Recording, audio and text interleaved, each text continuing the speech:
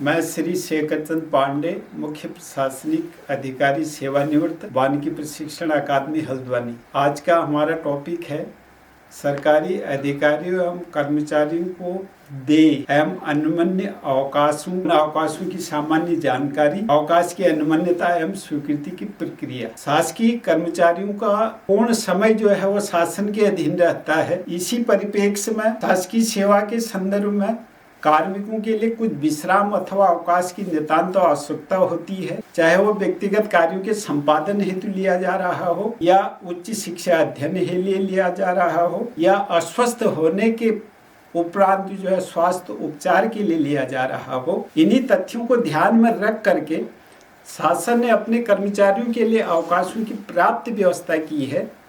अवकाश से संबंधित नियम वित्तीय नियम संग्रह खंड 2 भाग 2 से 4 के मूल नियमों के अंतर्गत किए गए हैं। पूर्व में अवकाश का विषय काफ़ी क्लिष्ट एवं जटिल रहा, जिसके कारण एक आम सरकारी कर्मचारी के लिए इन नियमों को समझना इतना आसान नहीं था, जिसके कारण कुछ हद तक इसी कारण से पूर्व में प्रायः अवकाश स्वीकृति की प्रक्रिया में विलंब हो जाया करता था।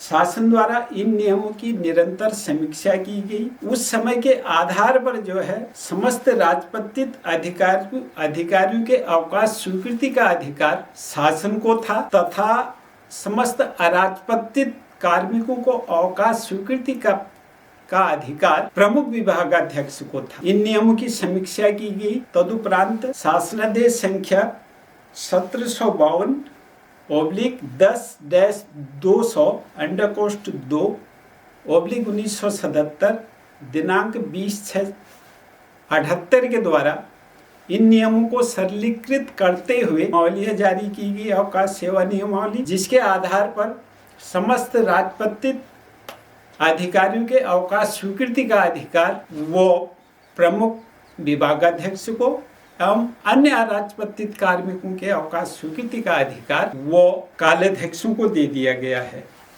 अब अवकाश की अनुमन्यता एवं स्वीकृति की प्रक्रिया के संबंध में मूल नियमों के अंतर्गत कई प्रावधान किए गए हैं, जिनमें प्रमुख प्रावधानों का वर्णन निम्न प्रकार है।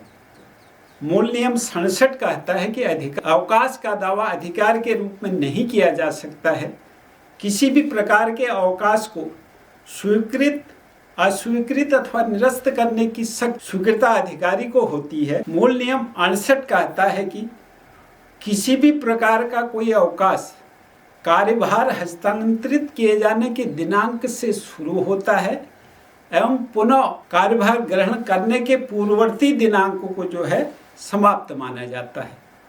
मूल नियम 69 के आधार पर किसी भी प्रकार के अवकाश में रहते हुए कोई भी कार्मिक, कोई भी अधिकारी कर्मचारी जो है किसी भी प्रकार का रोजगार, व्यापार अथवा वृत्ति नहीं कर सकता है।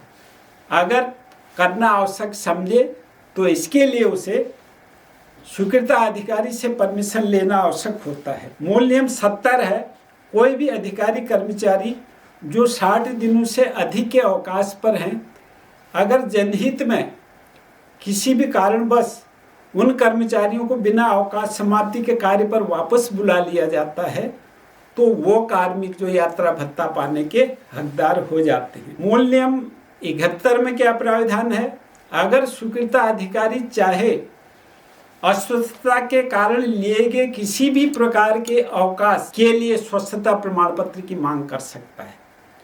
मूल नियम 72 बिना स्वीकृता अधिकारी की अनुमति के कोई भी कार्मिक जो है बिना स्वीकृत अवकाशों को समाप्त किए बगैर कार्य पर उपस्थित नहीं हो सकता है।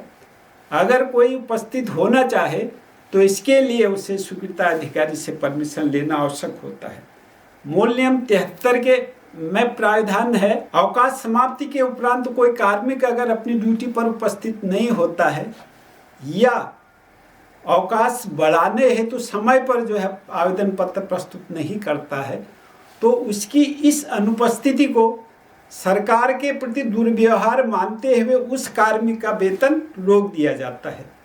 मूल नियम 55 के अनुसार निलंबित सरकारी कर्मचारियों को, कार्मिकों को किसी भी प्रकार का कोई अवकाश देय नहीं होता है। मूल नियम 56 में प्राविधान है, आधे दिन से कम के भाग को जो है छोड़ दिया जाता है, अर्थात अवकाशों में नहीं गिना जाता है, तथा आधे दिन से अधिक के भाग को पूर्ण दिन मानते हुए एक दिन में गिन लिया जाता है।